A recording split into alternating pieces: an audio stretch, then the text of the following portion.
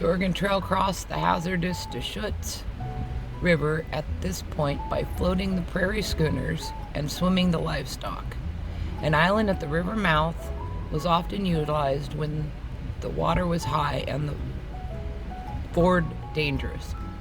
Pioneer women and children were frequently ferried across the stream by native canoemen who made the passage in exchange for bright-colored shirts and other traded goods. Ooh, I'd take bright-colored shirts.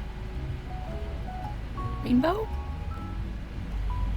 Yeah, I'll just go in reverse here. And this is the view.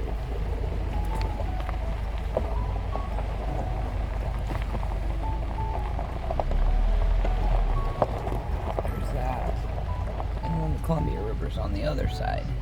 But this is the Deschutes River.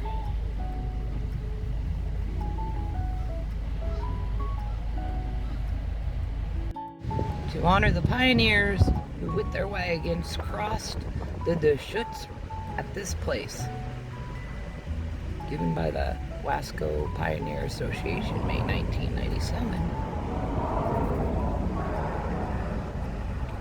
Right there. Crossed, I guess. There's another sign up here. We'll go take a look. I understood the assignment. Did the assigner of the assignment understood who they were assigning the assignment to?